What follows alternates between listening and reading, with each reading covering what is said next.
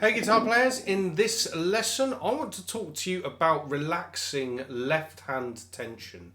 Again, this is one of a question that I've had from students that have asked me, from a technical perspective, when you're playing, improvising, jamming, whatever it is that you're doing, how are you relaxing that left hand tension? Well, one of the things when I teach technique, and this doesn't matter whether it's from my books or from my products that I've made or a one-to-one program that I'll design for a student who's working with me, when I get my students to be working on technique, I always get them to work on legato playing first. So for anyone who doesn't know, legato playing is about fret in hand hammers, pull-offs, sliding, all of that sort of stuff. And the reason I get them to work on that first is because if you can get your legato playing works predominantly on your fretting hand. So if you can get your fretting hand to be working well, then when you want to add picking things and all that sort of stuff, it will come a bit more naturally later on. So when you are doing this, a particular exercise that I really, really like, that can also become a part of runs and all of that stuff. I mean, somebody that I hear doing this kind of pattern quite a lot is Rick Graham. Rick Graham's a flipping fabulous, terrifying YouTube guitar player. He's also a really, really cool guy, which is nice to see. So yeah, check out Rick's stuff. It's brilliant. But something that I see him doing a little bit of, or at least, when I hear it, I think this is what's going on. It's so bloody fast, you don't really know. But what I do, let's say if I'm in C major, around this position, I'm going to use frets 8, 10 and 12 on the high E string and all that sort of stuff. We're going to do a little pattern where what we're going to do is we're going to do... So we're going to repeat these notes. We're going to do 12, 10, 8, 10, 8. Then we're going to go back to the B string, 12th fret, back to the 8th fret. So now when we do the 12, 10, 8, 10, 8, okay?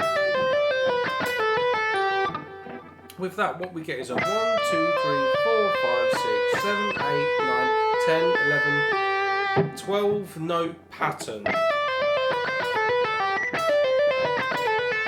Okay, so if you can practice that,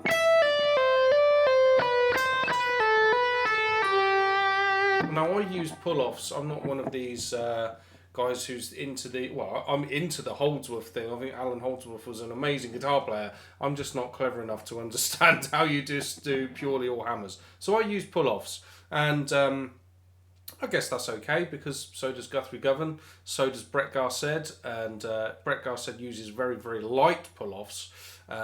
Depends on which tutorials you see him talking about. He'll sometimes say he uses all hammers, whatever. But there's lots of brilliant guitar players that use pull-offs, so I'm alright to be in that camp. So when you're doing this, what you want to do is try and work on that really light touch.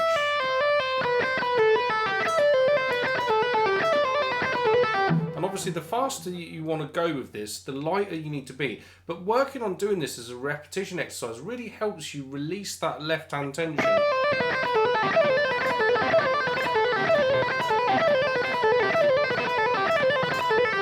Now, another thing that you should do with this, once you get comfortable doing it in one particular position, is start moving it to different areas along the neck. So maybe if you went...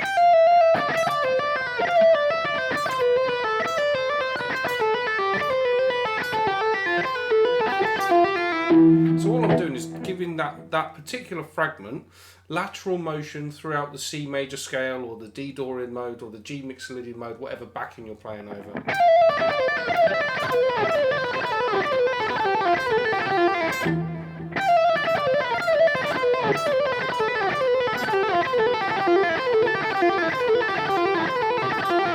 That's a really nice place to work on doing this, because you use all 4 fingers. Okay, so once you can do all of that stuff along the length of a string, another way to practice this is to give it some sort of vertical or even diagonal motion.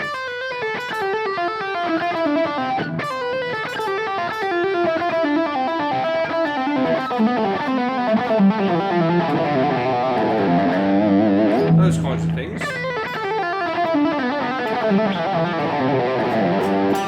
Then,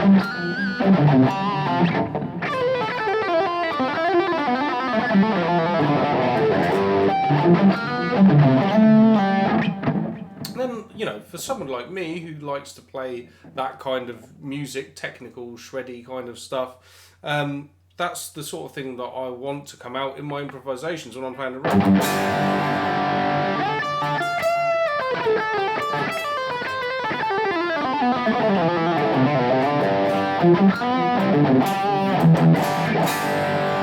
So there we go, that's a great way of working on left hand tension, and there we go.